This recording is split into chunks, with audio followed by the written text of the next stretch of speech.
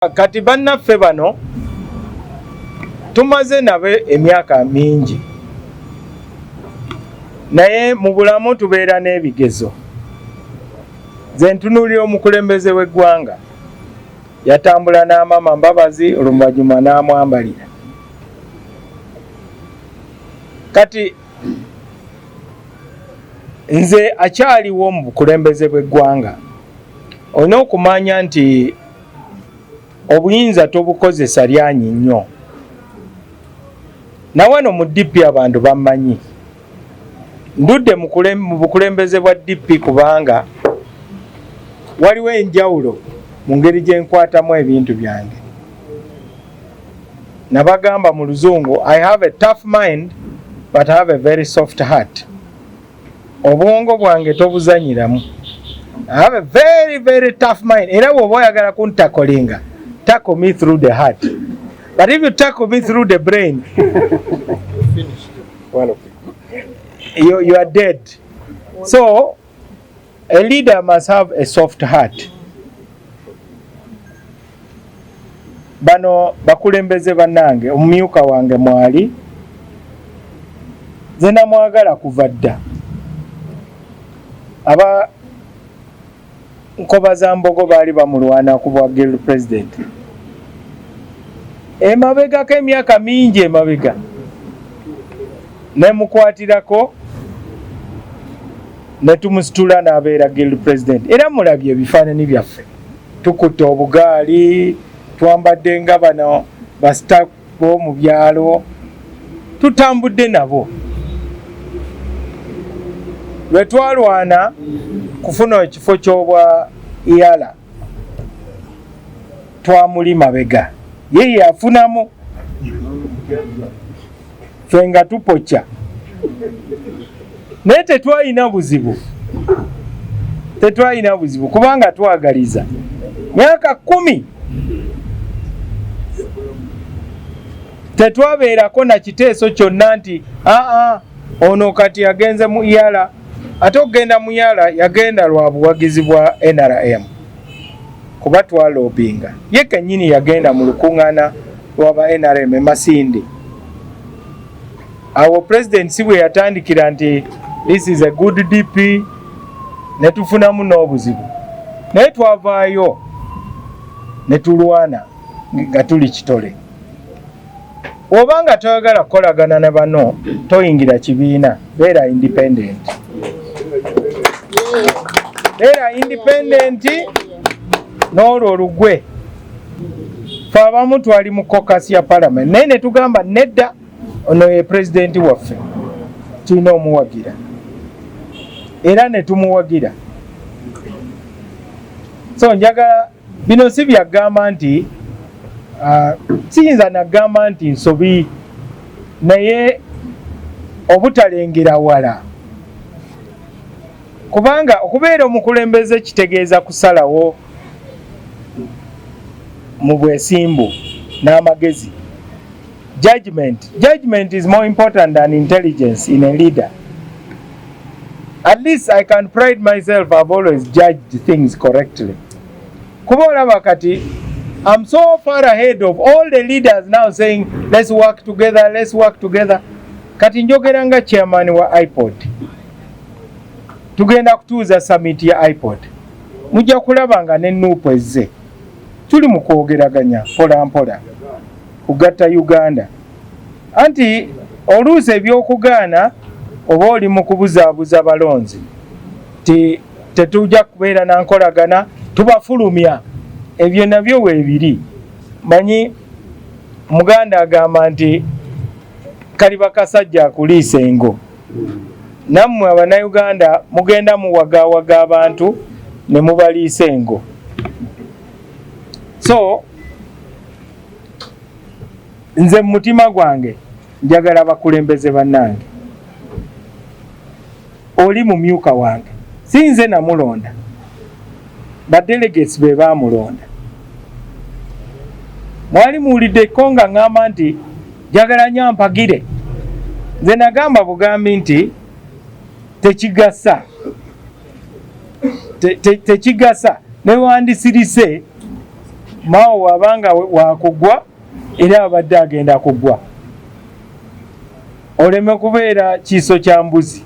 Mao aleme kutunuulira nti oba osanga nandiyiseewo singa bano tebanwana. Ondeka n'engwanze kanensi gwe gusoose kuba ne Kalula ka 2021 twayogera naye ng'asazeewo okuwagira Bobi Wine.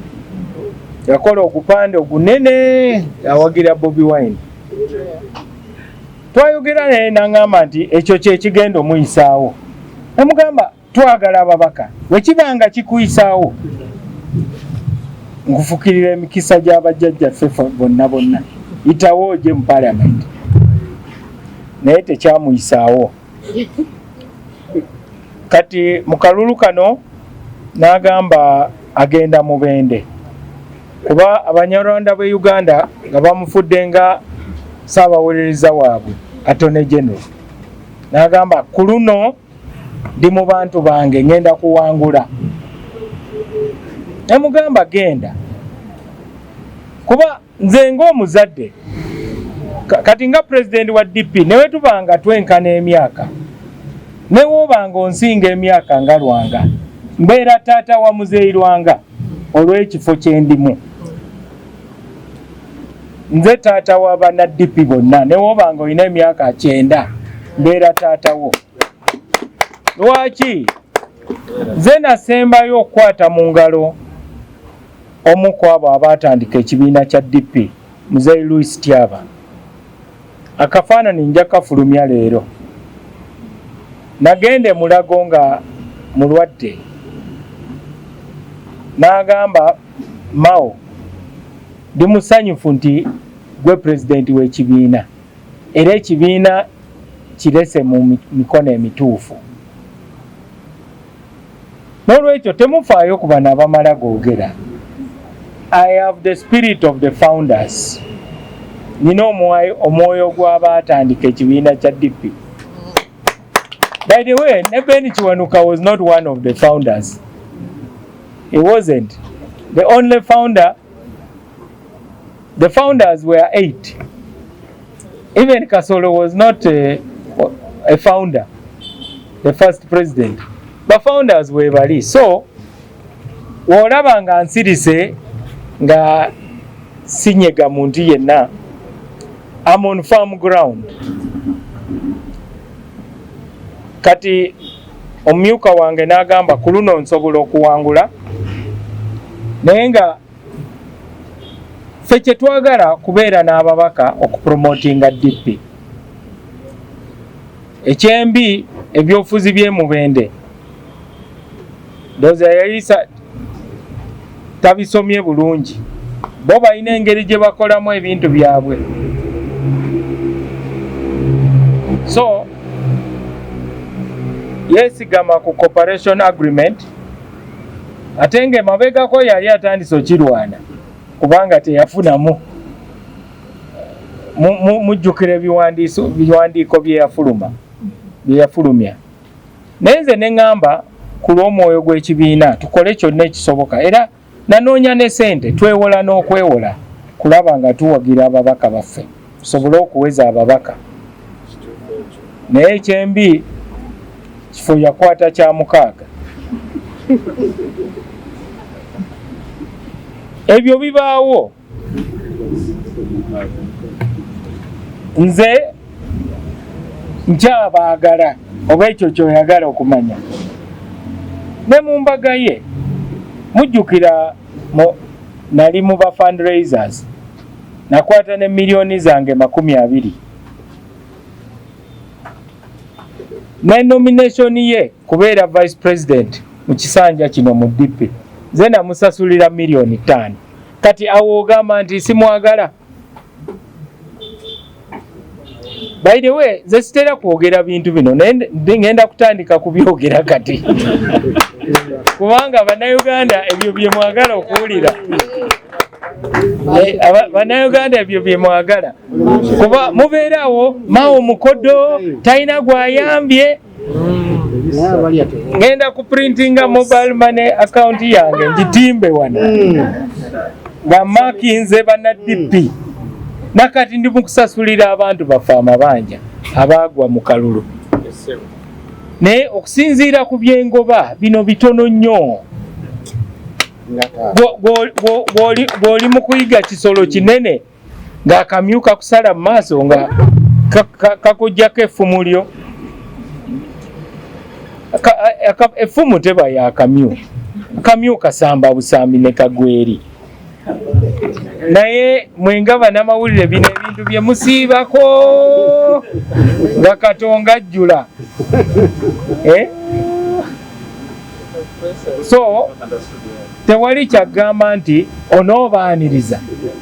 Tebalina gye balaze, bakyali bana DP era bakyali bakulembeze ba DP, bakyali ne mu WhatsApp group. Naye lwakubola kye baakola kyanyiiza nnyo bana DP abamu. Mu Buganda wano bagamba kabaka tanyiiga, waliwo abamunyiigira. Nze siyinza kunyiiga, naye waliwo abanyiize nnyo nga n'abavubuka abamu balinze wano kukuba bukubi. Naye ze mulimo gwange gamba nti tulina okusonyiwa nga Bayibuli bwetugamba mirundi 7. Ogwo gwe mulimo gwange. Era Katonda emikisa gy'agenda okutuwa mwe mulindeeko. Oli yayimba nti ki? Waliwo emikisa eginnondoola. Ekisa, waliwo ekisa ekinnondoola. Gyekiri mukirindeko oba kyankya oba oluvannyuma lw'emyaka 5 oba myaka 10, naye tujja kusinkana. Mulidde ngamba nti my destiny is coming. N'olwekyo bino eby'omumyuka wange si nsonga nnyo, kuba ye yamanyi engeri gye tutambuddemu nnyo. Nze nkyamwagala ng'omuntu, naye waliwo abanyiivu. Secretary General wange mwagala, oyo mutabani wange. Nzijukira omugenzi Nsubuga lwe yafa, nga abafere abamu mu ffe batandise dda okubaza ani amudda mu bigere. Twali mu ddwaliro nga n'omulambo tebanagutwala mu mochwari. Ne ngamba Siranda ti ssebo weetegeke kubanga gw'ogenda okudda mu kifo ekyo. Nze nja kubeera naawe, nja kubeera mabegawo. Era nensigala nga ndi naye. Mujjukira mu kuziika omugenzi Nsubuga nakolawo n'ebyobufuzi ne ngamba tujja kukungubagira mu mwaka mulamba tusobole okumunyweza mu kifo. Mu kalulu ka Iyala nakateeka ne mu cooperation agreement. Oyo yesinza agamba nti yagamba nti teyafunamu, kuba yafunamu. Naye mumanye nti Mama Rolls Royce abamutya bangi, nammwe abanamawulire mubadde mumuwandiikako bye mumanyi lwakutya. N'olwekyo bano bakulembeze bannange tujja kutambula nabo. Mu bwongo bwange ndaba nga bakoze ensobi y'amaanyi, ate ensobi etabagasizza. Okolako ekintu n'okifuna